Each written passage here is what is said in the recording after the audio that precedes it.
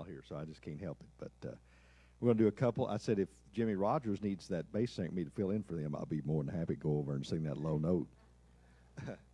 But no, let's turn to number 462, 462, and we'll go to the Lord in prayer. Any special prayer needs this evening before we get started? GE, hope you're healing up as best you can over there. Yeah. Right. Yeah. Anybody hear anything about that?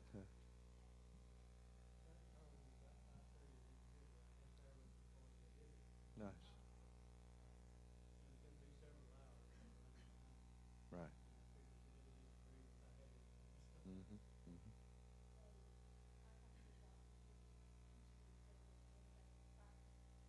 Okay. So they've come out pretty good then. Okay, it's good. All right. Anybody else tonight?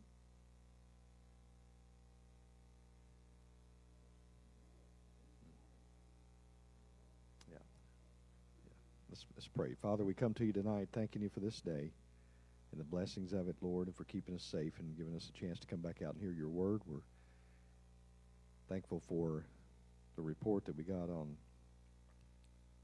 Pauline with the heart cath, and we pray that you'll be with GE and help him to heal up, and Lord, others that we know about going through various things, we just ask that you be with them and be with Brother Ashley and his family as he comes to us tonight to break the word out to us. Help us to open our hearts up to it and take it to heart.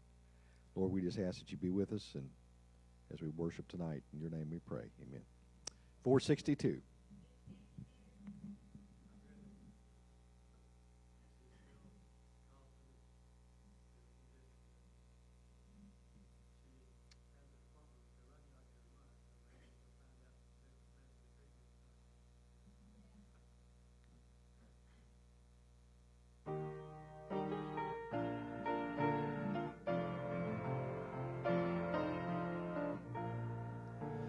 I was sinking deep in sin, peaceful shore, very deeply stained within, sinking to rise no more.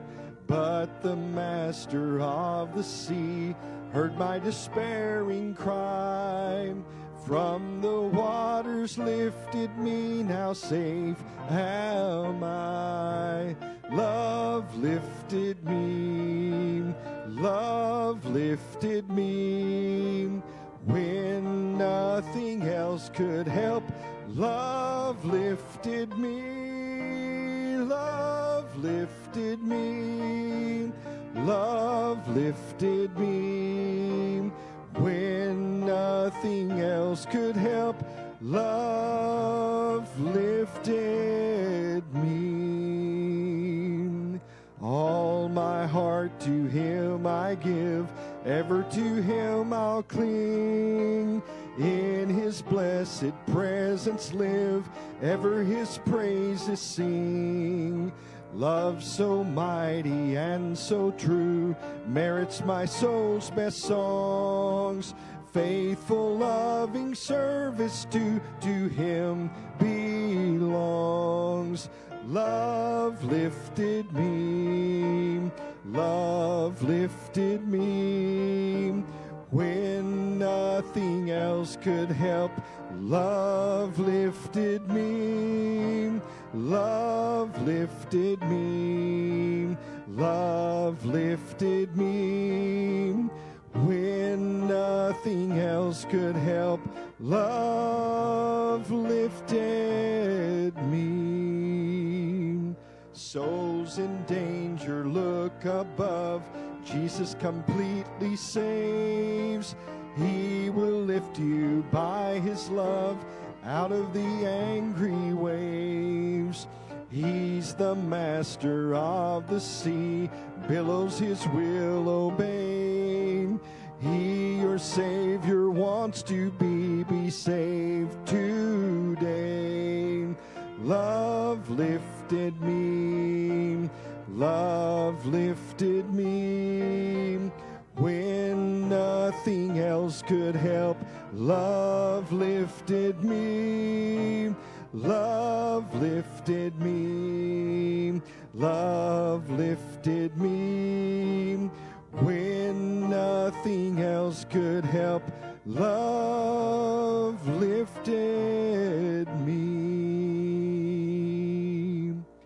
I'm going to pick out a different song. I had one here that had 5 verses in it. I just don't think I can cut it tonight. Anybody want to pick out one real quick that you want me to lead there? And I'll put 2 flags in there. First, I got to know it, and if it's too high, you'll have to come lead it. So pick a low one.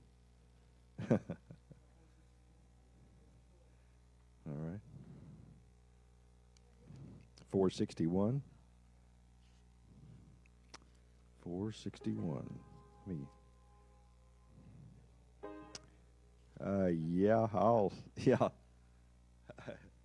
Yeah, we'll, as they'll say, we'll wing it tonight for sure. That's about all.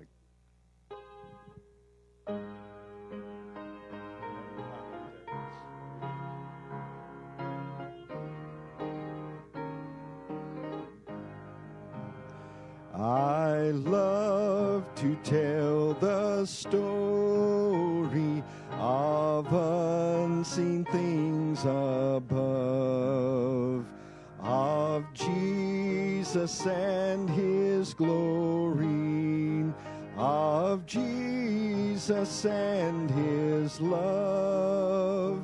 I love to tell the story because I know it's true.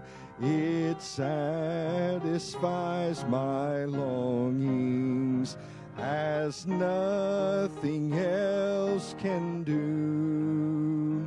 I love to tell the story. 'Twill be my theme in glory to tell the old story of Jesus and his love. I love to tell the story. 'Tis pleasant to repeat what seems each time I tell it more wonderful, fully sweet.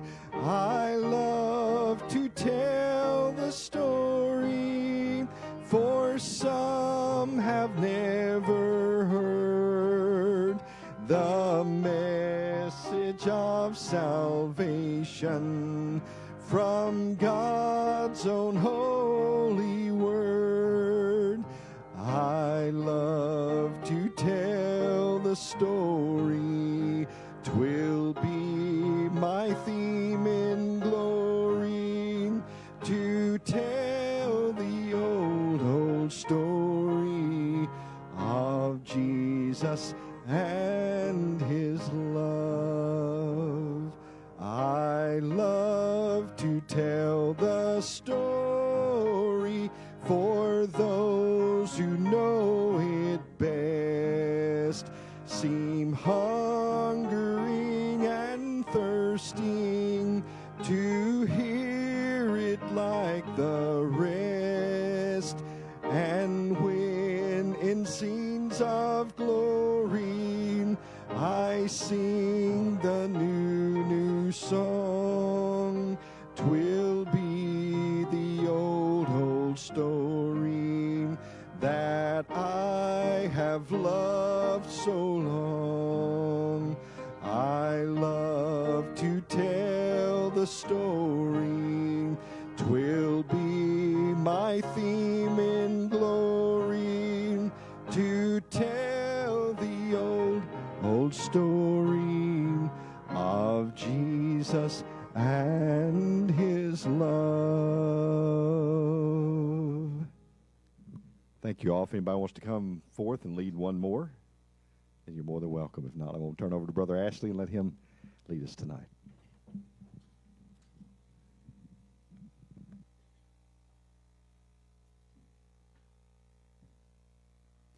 If we're planning to do something soon, what should we be doing today? practicing.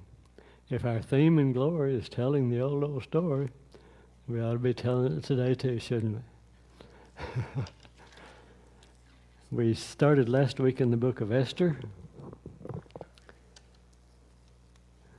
the Old Testament book of Esther, and we'll be in chapter 2 tonight.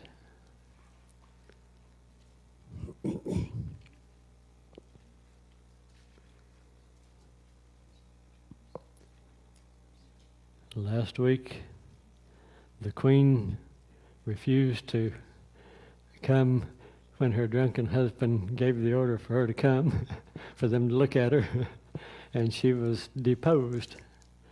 And so we begin here in chapter 2. It says, "After these things, when the wrath of King Ahasuerus was appeased, he remembered Vashti and what she had done and what was decreed against her." Do you think he missed her? He probably felt, did I make a mistake? Because I've never been drunk, so I don't know what it's like when you get out of the drug. But I would assume that he probably felt a little bit of remorse or a little bit of, did I make a mistake, thinking about it. And so the king's servants, who also were in that same situation on the story, they came up with the suggestion to get rid of her. And so they say, "Let there be fair young virgins sought for the king. And let the king appoint officers in all the provinces of his kingdom, that they may gather together all the fair young virgins unto Shushan the palace, to the house of the women, and to the custody of Hegai the king's chamberlain, keeper of the women, and let their things for purification be given them. And let the maiden which pleaseth the king be queen instead of Vashti. And the thing pleased the king, and he did so."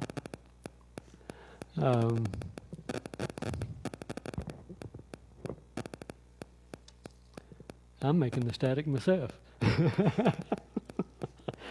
Sometimes speakers get static, but I must be the static. How about that? My cell phone?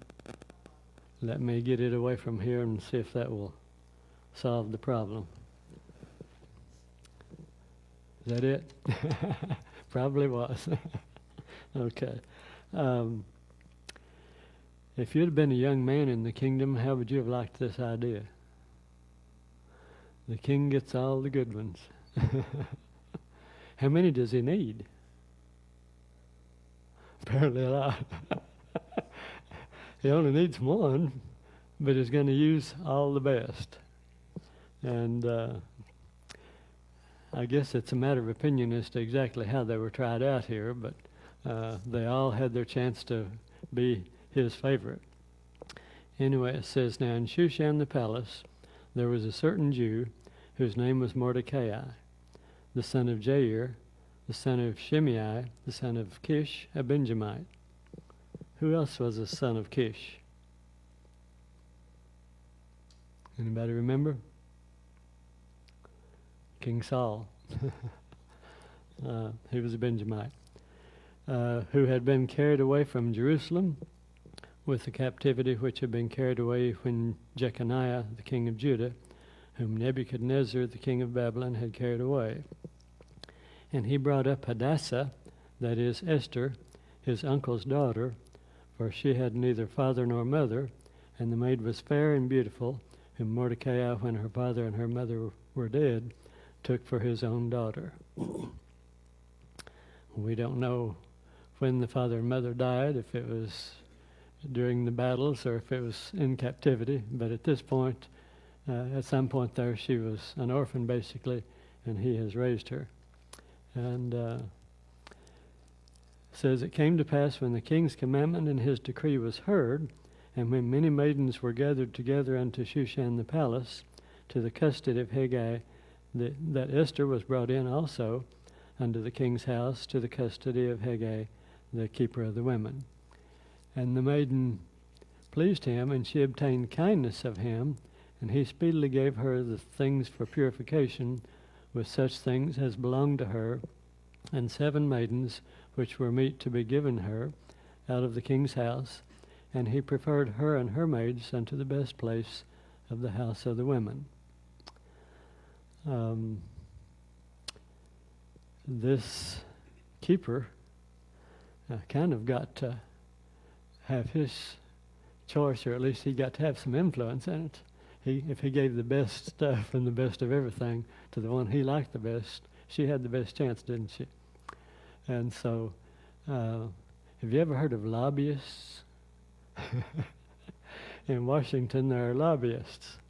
And if you happen to know one of those that have the in with someone, you might be able to get a point in somewhere. And unfortunately, that's kind of the way it works. But anyway, it says, Esther had not showed her people nor her kindred, for Mordecai had charged her that she should not show it. How would people not know what her background or what her nationality was? They may have had so many captives from so many places they didn't care. Who knows? Babylon was, and Persia was an extremely successful empire at that time. It says, and Mordecai walked every day before the court of the women's house to know how Esther did and what should become of her. It wasn't a matter of choice for those that were chosen to be one of these maidens. So she had to go when they picked her out. It says, now when every maid's turn was come to go into King Ahasuerus, after that she had been 12 months, according to the manner of the women, for so were the days of their purification accomplished, to wit, 6 months with oil of myrrh, and 6 months with sweet odors, and with other things for the purifying of the women. Obviously, they weren't in a hurry if it was going to take at least a year to make this next choice. Then thus came every maiden unto the king. Whatsoever she desired was given her to go with her out of the house of the women unto the king's house. In the evening she went, and on the morrow she returned into the second house of the women, to the custody of Shaashgaz, the king's chamberlain, which kept the concubines. She came in unto the king no more, except the king delighted in her, and that she were called by name. Now, what are concubines?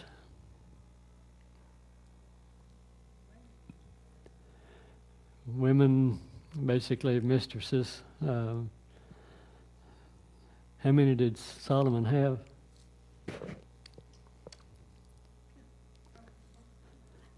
700 and 300. Was it 700 wives and 300 concubines, or was it the other way around? One fellow one time read that and said he had 700 wives and 300 combines.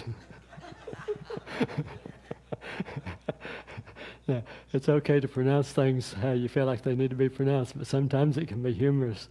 The mistake can be. But anyway, once they had been, I guess, with the king, then they were a concubine at that point. And if he didn't want to see her again, he didn't see her again. It says, now when the turn of Esther, the daughter of Abihail, the uncle of Mordecai, who had taken her for his daughter, was come to go in unto the king, she required nothing but what Hegai, the king's chamberlain, the keeper of the women, appointed. And Esther obtained favor in the sight of all them that looked upon her. So Esther was taken unto King Ahasuerus into his house royal in the 10th month, which is the month Tebeth, in the 7th year of his reign. And the king loved Esther above all the women, and she obtained grace and favor in his sight more than all the virgins, so that he set the royal crown upon her head and made her queen instead of Vashti. Then the king made a great feast unto all his princes and his servants, even Esther's feast, and he made a release to the provinces and gave gifts according to the state of the king. And when the virgins were gathered together the second time, then Mordecai sat in the king's gate.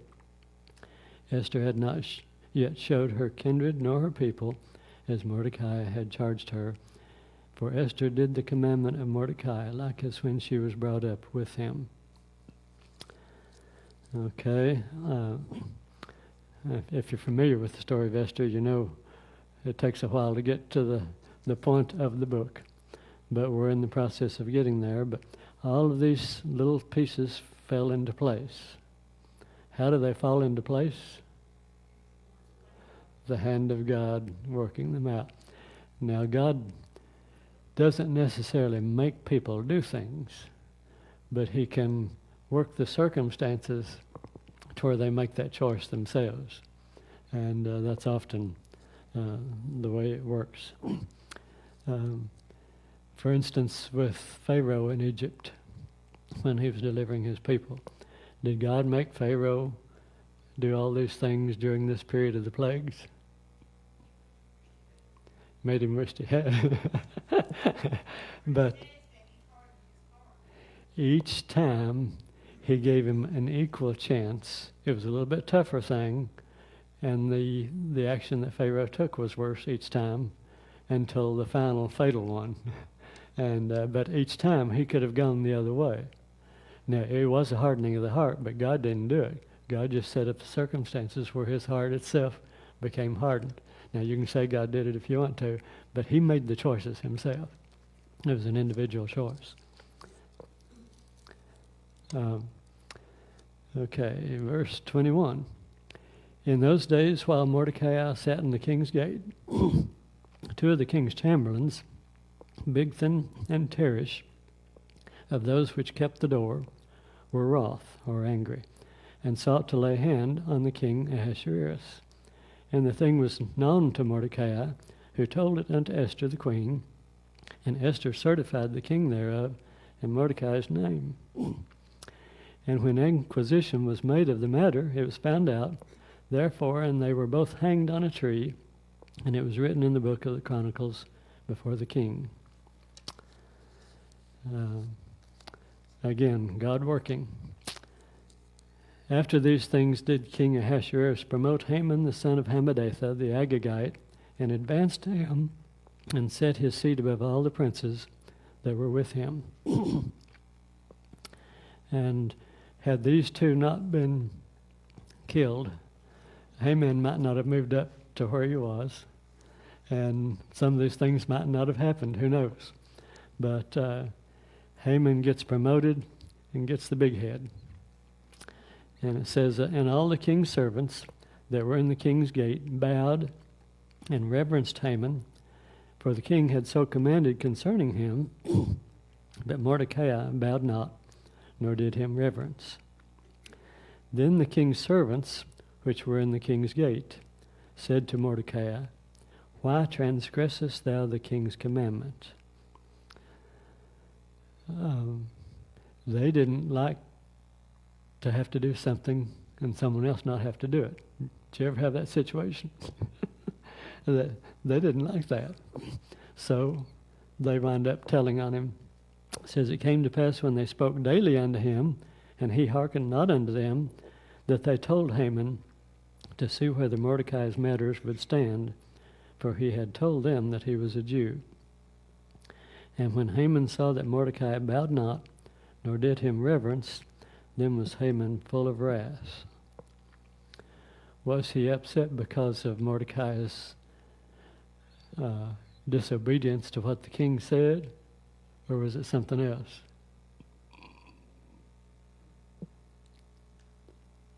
Personal pride. He was full of himself, very obviously. And it says, and he thought scorn to lay hands on Mordecai alone. Why would he not have wanted just to punish him?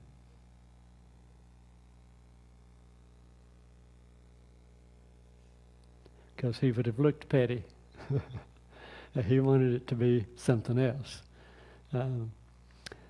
Evil likes to be deceitful in how it works.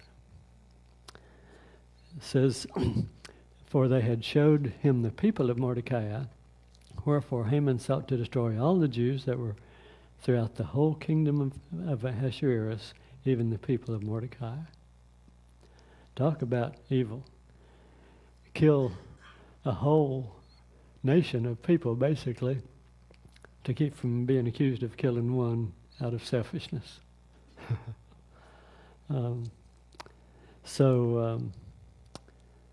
Says in the first month, that is in the month Nisan, in the 12th year of King Ahasuerus. Now, if you look back in the previous chapter there, it was in the 10th month of the 7th year of his reign. So about 5 years have passed here that we don't know all the details and all the events in between.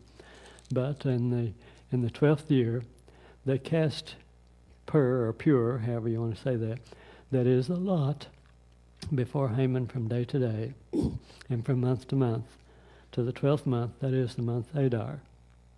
I wonder what would have happened if the lot hadn't come up at all in 12 months, because it's the last possible month here before the lot falls. So they choose this last month. And Haman said unto King Ahasuerus, there is a certain people scattered abroad and dispersed among all the people in all the provinces of thy kingdom, and their laws are diverse from all people, neither keep they the king's laws. Therefore it is not for the king's profit to suffer them. If it please the king, let it be written that they may be destroyed, and I will pay 10,000 talents of silver to the hands of those that have the charge of the business to bring it into the king's treasuries. And the king took his ring from his hand and gave it unto Haman the son of Hammedatha, the Agagite, the Jews' enemy. And the king said unto Haman, the silver is given to thee, the people also to do with them as it seemeth good to thee. Talk about a lot of trust in somebody. He doesn't ask for proof, apparently. He just takes his word for it. That's not a very good way to rule, to not know what's going on and just to take someone else's word. Then were the king's scribes called on the 13th day of the first month, and there was written according to all that Haman had commanded unto the king's lieutenants and to the governors that were over every province and to the rulers of every people of every province, according to the writing thereof, and to every people after their language. In the name of King Ahasuerus was it written, and sealed with the king's ring. And the letters were sent by posts into all the king's provinces, to destroy, to kill, and to cause to perish all Jews, both young and old, little children and women, in one day, even upon the 13th day of the 12th month, which is the month Adar, and to take the spoil of them for a prey. The copy of the writing for a commandment to be given in every province was published unto all people, that they should be ready against that day. Would you have been tempted to leave the country if you could get away?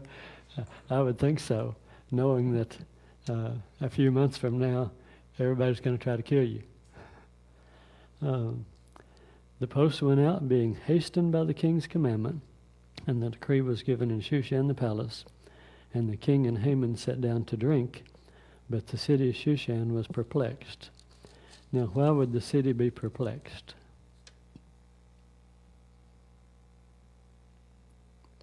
The king has given a commandment, or at least it's been sealed by his ring and gone out. Why would they be so concerned about this? Well, what does it mean to be perplexed? Confused, puzzled, yeah.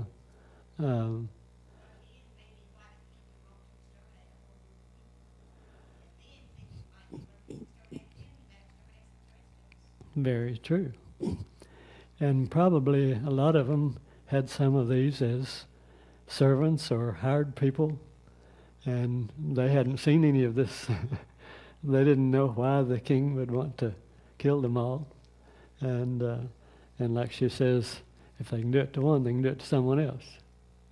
And so there was concern there. It says, when Mordecai perceived all that was done, Mordecai rent his clothes and put on sackcloth with ashes. We don't have that custom, do we?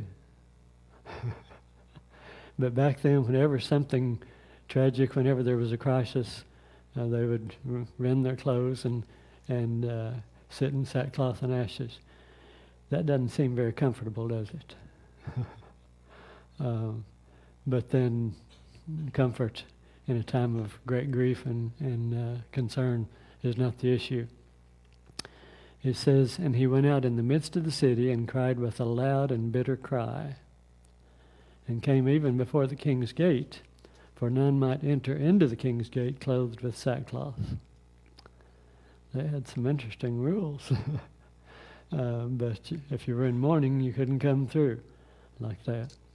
And in every province, whithersoever the king's commandment and his decree came, there was great mourning among the Jews, and fasting and weeping and wailing, and many lay in sackcloth and ashes. Tremendous situation there. I guess the only thing that could be compared to it perhaps would have been for the Jews back in Germany and in that area back in World War II days and prior, because they knew they were to be exterminated. And says in verse 4 of chapter 4, so Esther's maids and her chamberlains came and told it to her. Then was the queen exceedingly grieved, and she sent raiment to clothe Mordecai and to take away his sackcloth from him, but he received it not. Why would he not receive it? Because nothing had changed. He was still in that predicament. So Hatak went forth to Mordecai. Esther called one of the chamberlains to find out what was going on. And he went forth to Mordecai into the street in the city, which was before the king's gate. And Mordecai told him of all that had happened to him, and of the sum of the money that Haman had promised to pay to the king's treasuries for the Jews to destroy them. And he gave him the copy of the writing of the decree that was given at Shushan to destroy them, to show it unto Esther and to declare it unto her. They probably had those posters put up everywhere. He probably didn't have any trouble getting hold of one to give to the chamberlain here. And to declare it unto her, and to charge her that she should go in unto the king to make supplication unto him, and to make request before him for her people. She wasn't supposed to tell him, was she?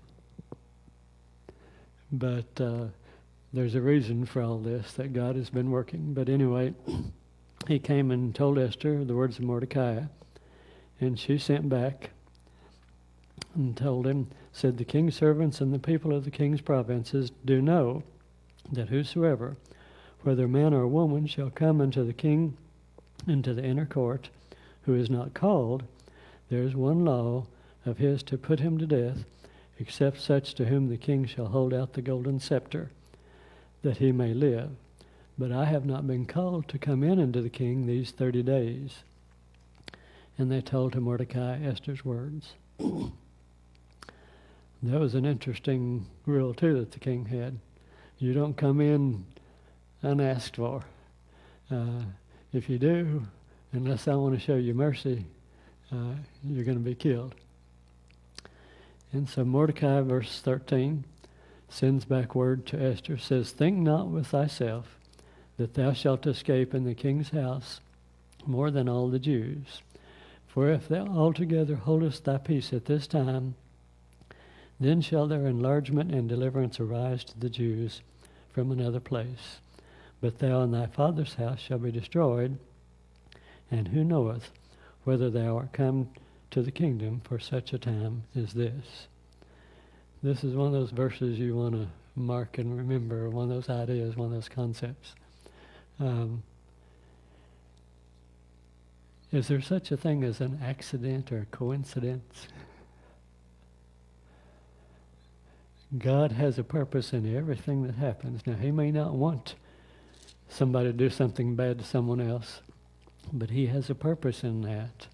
And we need to be what he wants us to be. We need to be his people. We need to be his servants. We need to be his witnesses in any situation that happens. And how we respond influences not just us, but other people as well. And we need to keep that in mind. Who knows whether thou art come to the kingdom for just such a time as this. Now, with the benefit of hindsight, we know that. We know how it all played out. But this was something she had to think over in her own mind at the time. It says, Then Esther bade them return to Mordecai with this answer. Go, gather together all the Jews that are present in Shushan, and fast ye for me, and neither eat nor drink 3 days, night or day. I also and my maidens will fast likewise. And so will I go in unto the king, which is not according to the law, and if I perish, I perish. Pray and fast. We do some praying. Do we do very much fasting? Why not? We like food. Our stomach tells us it's empty, and we want to put something in it. What's the value of fasting? Devoting your time to God. What else? Proving to ourselves who's the boss, the flesh or the mind and the spirit. And if we can't say no to our stomach, then we're a servant of the flesh. And some people can't say no to any fleshly need. And we're called to be in control of have the spirit in control and not the flesh. Mordecai went his way and did according to all that Esther had commanded him. Now it came to pass on the 3rd day that Esther put on her royal apparel and stood in the inner court of the king's house over against the king's house, and the king sat upon his royal throne in the royal house over against the gate of the house. Now, if Esther has not eaten nor drunk for 3 days, reckon she's looking a little less than normal? You would think she might be. But here we have a dependence upon God and what God can do and not what the flesh can do. And it was so, when the king saw Esther the queen standing in the court, that she obtained favor in his sight, and the king held out to Esther the golden scepter that was in his hand. So Esther drew near and touched the top of the scepter. Then said the king unto her, What wilt thou, Queen Esther? And what is thy request? It shall be given thee to the half of the kingdom. And Esther answered, If it seem good unto the king, let the king and Haman come this day unto the banquet that I have prepared for him. Was that what she wanted? No, not really. She had done some thinking about that, hadn't she? And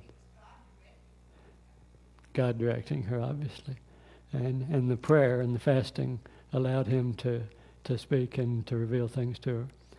And God does reveal things to us. He may not speak in an audible voice, although my dad said he had heard him before in an audible voice.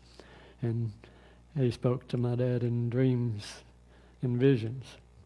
But he's never done that to me except, and I don't know exactly what it was, one time when I was a teenager. I was sleeping and I thought I saw a light out the window. Maybe it was a lightning bug, I don't know, but the light flashed and it said, "This is the end." and I decided I better get my life back straight with God. I was a Christian since I was 8, but you know how that goes. And I decided I better straighten up, that God was speaking to me. But anyway, God has spoken to Esther, and she's asked the king and Haman to the banquet.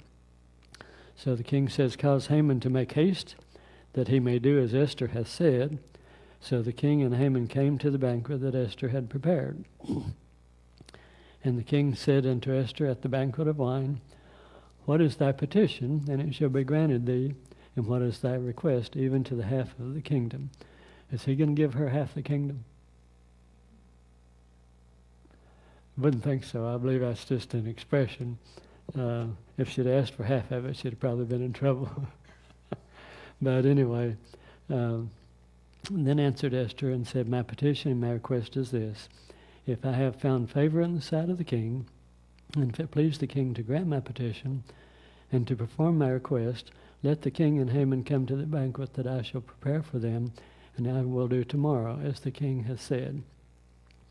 So she's stretching it a little bit, but again, God is working in this, and the king is wanting to be helpful to her. Verse 9, then went Haman forth that day joyful and with a glad heart. But when he saw Mordecai in the king's gate, that he stood not up nor moved for him, he was full of indignation against Mordecai. Nevertheless, Haman refrained himself, and when he came home, he sent and called for his friends and Zeresh his wife. And Haman told them of the glory of his riches, the multitude of his children, and all the things wherein the king had promoted him, and how he had advanced him above the princes and the servants of the king. And Haman said, moreover, yea, Esther the queen did let no man come in with the king unto the banquet that she had prepared but myself, and tomorrow am I invited unto her also with the king. Yet all this availeth me nothing, so long as I see Mordecai the Jew sitting at the king's gate.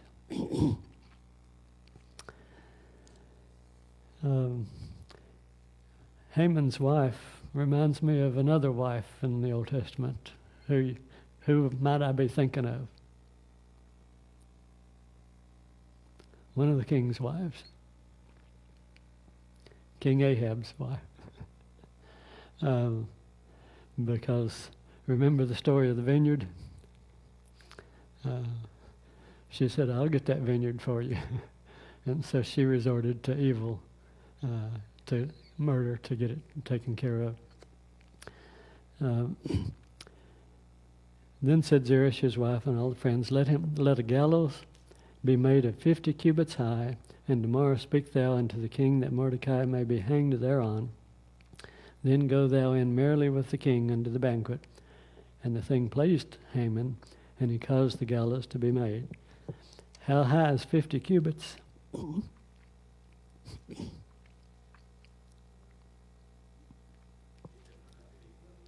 Pardon?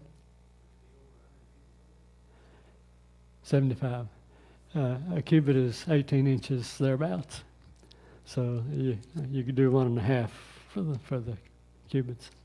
But that's a high gallows. And it says, on that night could not the king sleep. And he commanded to bring the book of records and chronicles, and they were read before the king. And it was found written that Mordecai had told of Bigthana and Teresh, 2 of the king's chamberlains, the keepers of the door, who sought to lay hand on the king Ahasuerus. And the king said, what honor and dignity hath been done to Mordecai for this? Then said the king's servants that ministered unto him, there is nothing done for him. And the king said, who is in the court? Now Haman was come in to the outward court of the king's house to speak unto the king to hang Mordecai on the gallows that he had prepared for him. And the king's servants said unto him, behold, Haman standeth in the court. And the king said, let him come in. So Haman came in, and the king said unto him, what shall be done unto the man whom the king delighteth to honor? And Haman thought in his heart, to whom would the king delight to do honor more than to myself? And Haman answered the king, let the royal apparel be brought, which the king useth to wear, and the horse that the king rideth upon, and the crown royal which is set upon his head. And let this apparel and horse be delivered into the hand of one of the king's most noble princes, that they may array the man withal, whom the king delighteth to honor, and bring him on horseback through the street of the city, and proclaim before him, thus shall it be done to the man whom the king delighteth to honor. Interesting.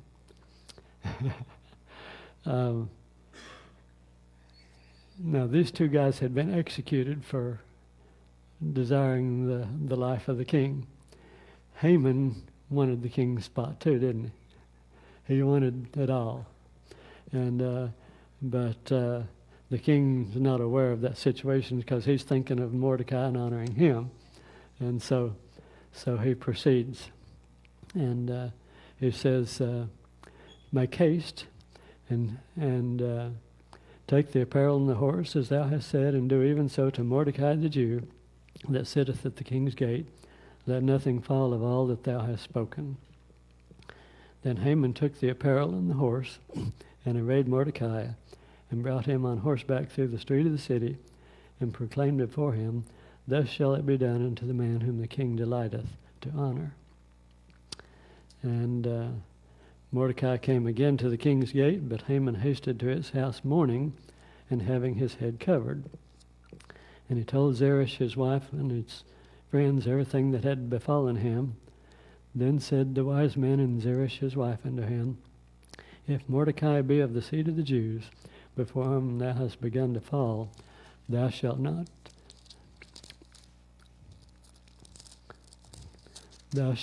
prevail against him, but shalt surely fail before him.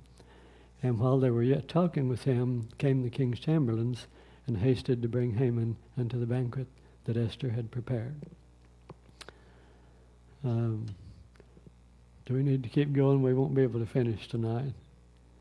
It's about 10 to 8. Do you want to go further? When will the other group come in? Close to 8 o'clock. Well, let's go a little bit farther here.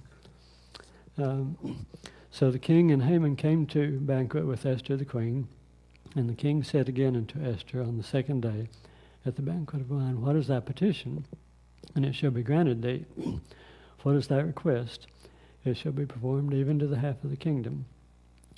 And she said, If I have found favor in thy sight, O king, and if it please the king, let my life be given me at my petition, and my people at my request. For we are sold, I and my people, to be destroyed, to be slain, and to perish. But if we had been sold for bondmen and bondwomen, I had held my tongue, although the enemy could not countervail the king's damage. Then the king Ahasuerus answered and said unto Esther the queen, Who is he, and where is he that darest presume in his heart to do so? What does that tell you about the king? Didn't know much about what was going on in his kingdom for him to not know this. And so Esther says, the adversary and enemy is this wicked Haman. Then Haman was afraid before the king and the queen. And the king, arising from the banquet of wine in his wrath, went into the palace garden. Wonder why.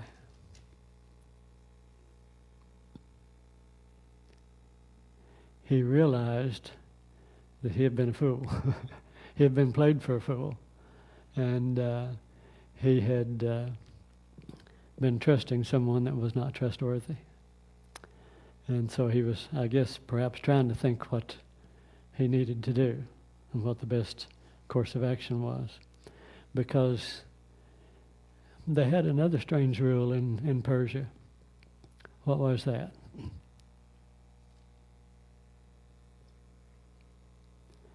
If the king signed an order, an edict, it could not be reversed. So he could not reverse what had been ordered. So anyway, he may be been out there thinking about what to do. But let's see. Verse 7, And the king, arising from the banquet of wine, went into the palace garden, and Haman stood up to make request for his life to Esther the queen, for he saw that there was evil determined against him by the king. Then the king returned out of the palace garden, and Haman was fallen upon the bed whereon Esther was. Then said the king, Will he force the queen also before me in the house? As the word went out of the king's mouth, they covered Haman's face. The servants realized what was up. And so It says, and Harbona, one of the chamberlains, said before the king, Behold also the gallows 50 cubits high, which Haman made for Mordecai, who had spoken good for the king, standeth in the house of Haman. Then the king said, Hang him thereon. I wonder if any of these servants who are now siding against Haman have been the ones said, now Mordecai's a Jew, Haman. He's not paying any attention to you. He's not bowing down before you. A lot of times people in those positions are wishy-washy, depending on which way the wind's blowing. But their suggestion was accepted, and the king said, hang him thereon. So they hanged Haman on the gallows that he had prepared for Mordecai. Then was the king's wrath pacified. On that day did King Ahasuerus give the house of Haman, the Jews' enemy, unto Esther the queen. And Mordecai came before the king, for Esther had told what he was unto her. The king took off his ring, which he had taken from Haman, and gave it unto Mordecai. And Esther set Mordecai over the house of Haman. Esther spake yet again before the king, and fell down at his feet, and besought him with tears to put away the mischief of Haman the Agagite, and his device that he had devised against the Jews. And the king held out the golden scepter toward Esther. So Esther arose and stood before the king, and said, If it please the king, and if I have found favor in his sight, and the thing seem right before the king, and I be pleasing in his eyes, let it be written to reverse the letters devised by Haman the son of Hammedatha the Agagite, which he wrote to destroy the Jews which are in all the king's provinces. For how can I endure to see the evil that shall come into my people, or how can I endure to see the destruction of my kindred? Then the king Ahasuerus said unto Esther the queen and to Mordecai, Behold, I have given Esther the house of Haman, and they've hanged him on the gallows, because he laid his hand upon the Jews. Write ye also for the Jews, as it liketh you, in the king's name, and seal it with the king's ring, for the writing which is written in the king's name and sealed with the king's ring, that no man may reverse. Then were the king's scribes called, and it was at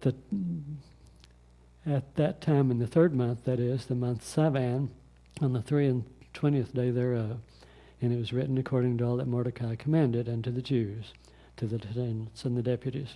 So about 2 months has passed from the time of the original signing here of this order. And they're sending it out into all the provinces. And he wrote in the king's name and sealed it. Says, wherein the king granted the Jews which were in every city to gather themselves together and to stand for their life and to destroy and to slay and to cause to perish all the power of the people in province that would assault them, both little ones and women, and to take the spoil of them for a prey. Talk about a civil war. He is authorizing the Jews to do the same thing he's authorized the others. He can't withdraw the other authorization, but he's authorizing the Jews to fight and throwing his support behind them.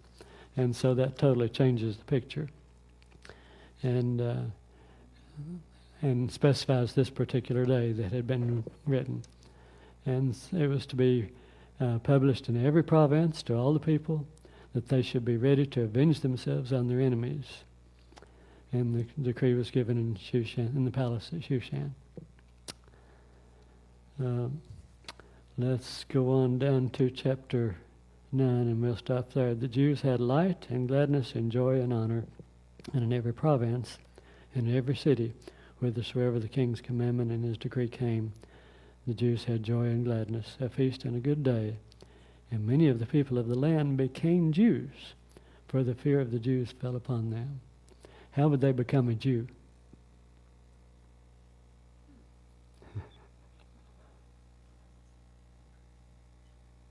How did a foreigner become a Jew?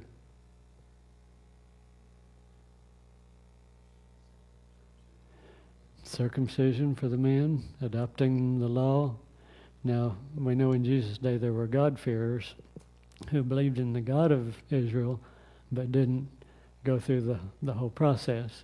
And there were also those who were proselyted and became Jews. So instead of having fewer Jews, now you got more as a result of what has happened. And all because of faithfulness unto God and willing to take a stand for what is right. And we'll cover this last chapter, last segment here next week, and perhaps may have time to get into something else too. Any questions or comments? It's a beautiful story. I love the Old Testament. Back in the days before the internet and before very much TV, on a Sunday afternoon when we didn't have to work on the farm and it may have been too rainy to go out and play, I loved to read the Old Testament. Beautiful stories in there. Let's stand and be dismissed in prayer. Father,